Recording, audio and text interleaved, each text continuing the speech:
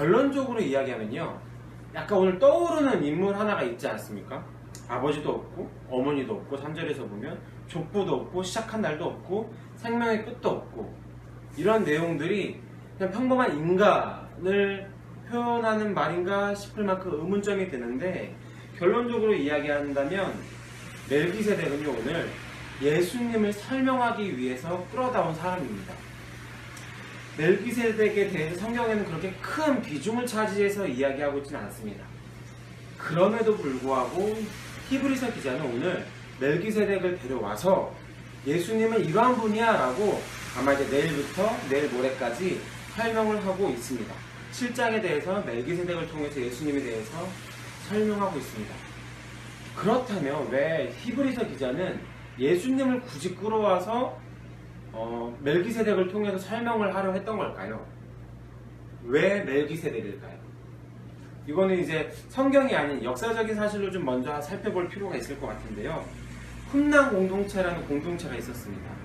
우리에게 많이 낯선 공동체이긴 하지만 세례 요한은 우리에게 낯설지 않습니다. 이 세례 요한이 이 쿰난 공동체의 한 일원이라고 알려져 있습니다. 이 공동체는요, 금욕주의를 생활하던 사람들이고 그리고 광야에서 주로 생활하던 사람들입니다. 이 사람들이 했던 것 중에 하나가 바로 율법을 연구하는 일이었어요. 그런데 여러 인물들이 있었겠지만 그 중에도 이 사람들이 주목했었던 한 사람 중에 주목했던 사람들 중에 한 명이 멜기세덱이었습니다.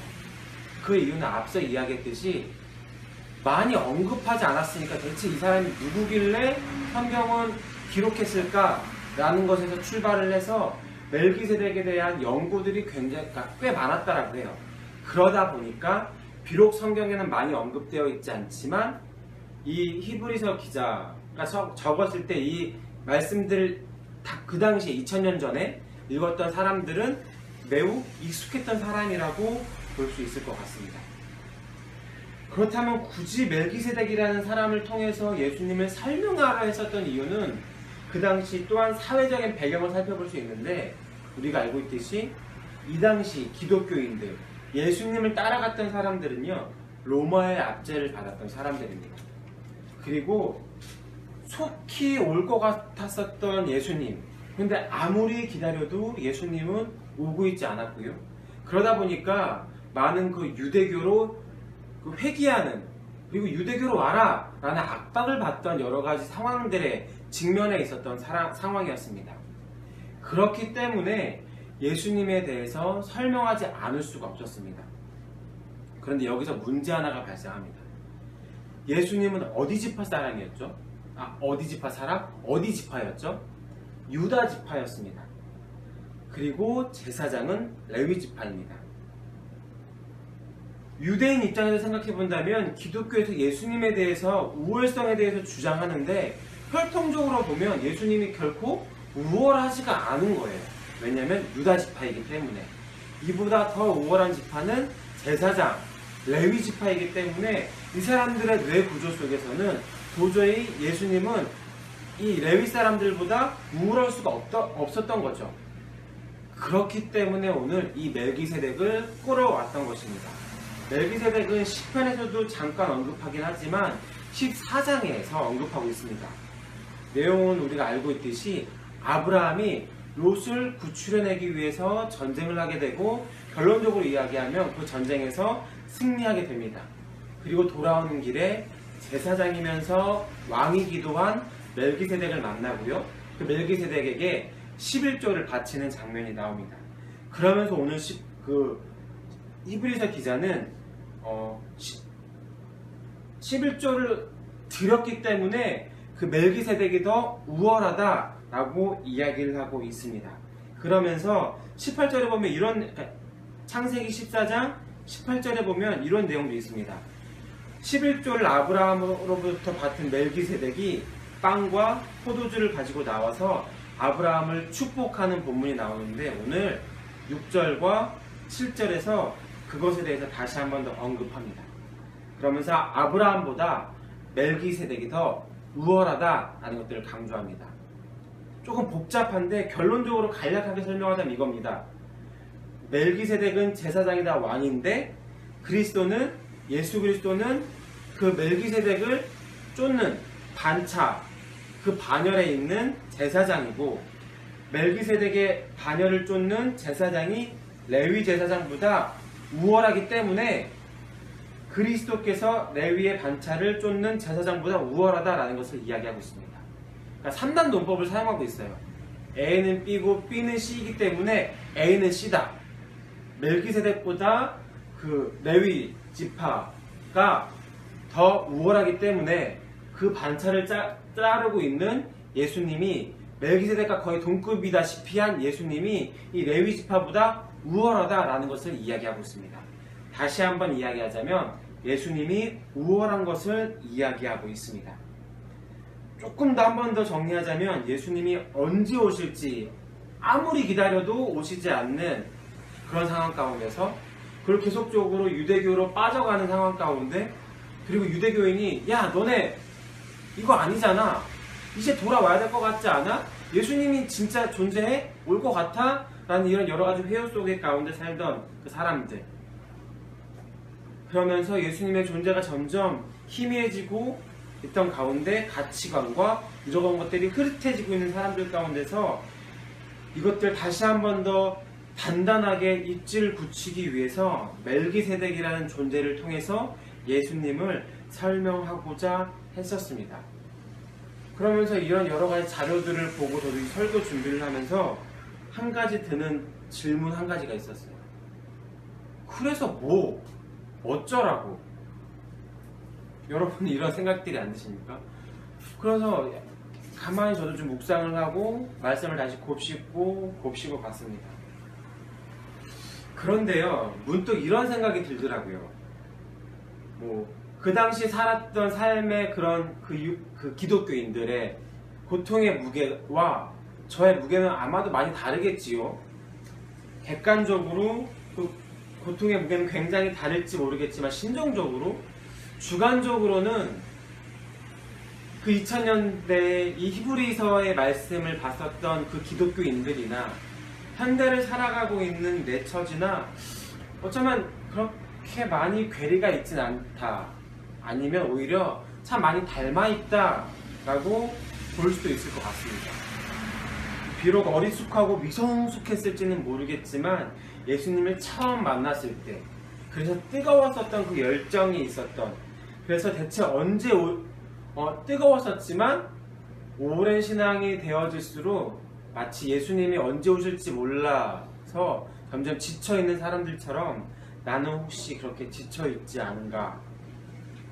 그 뜨거웠고 강렬했던 만남 때문에, 예수님과의 깊은 만남 때문에 내가 예전에 살아왔었던 그 가치관은 다 이거 헛된 거구나 라는 것도 알게 돼서 버려버리고, 그래 예수님이 오라, 예수님이 말씀하신 그 가치관대로 살아가야지 라고 살아갔지만 계속적으로 유대인의 그 회유 속에서 이게 아닌가? 그럼 다시 예전으로 돌아가야 하나? 했던 것처럼 나 또한도 그런 열정들이나 여러 가지 것들이 희미해져 버려서 예전의 가치관으로 돌아가려고 하고 있지는 않습니까? 또한 그리스도인으로 살아가는 것이 이익일 때도 있지요. 그런데 참 많은, 어쩌면 인간적인 입장으로만 본다면 참 많은 것들을 희생해야 하고 버려야 하고 감내해야 하는 것들이 많은데, 로마라는 그 압제 가운데 살아갔던 기독교인들, 그래서 많은 것들을 감내하고 손해보며 살아가야 했던 그 사람들처럼 나 또한도 그렇기 때문에 예수님을 이제는 조금은 놓아버리고 싶은 심정 가운데 있지는 않은가. 그런 저의 모습과 참 많이 닮아있다라고 저는 생각이 들었습니다. 그런데요, 그럼에도 불구하고 결론적으로 이야기한다면요, 우리는 그 그리스도의 은혜를, 십자가를 붙들면서 예수님을, 그리고 그 십자가를, 그 복음을 묵상하며 살아가야 합니다. 어떻게든지 그 예수님을 다시 한 번 더 설명하고 그 존재에 대해서 알기 위해서 멜기세덱이라도 끌어와서 설명하려 했었던 이 히브리서의 기자들처럼 우리 또한도 예수님이 진짜 누구인가, 그가 진짜 가치가 없는 건가? 라는 생각이 들 때라도 진짜 가치가 있는지 없는지 내가 열심히 또한 말씀 가운데서, 기도 가운데서 씨름해야 되지 않을까 싶습니다. 비록 때로는 도저히 그 예수님이 이 히브리서 말씀을 당시에 봤었던 사람들처럼 레위 지파 제사장들보다 우월하다는 것이 너무나, 우리에게는 이게 너무나 익숙하죠.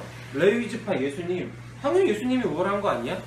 근데 이 사람들의 논리와 가치관으로는 도저히 상상할 수가 없었던 것처럼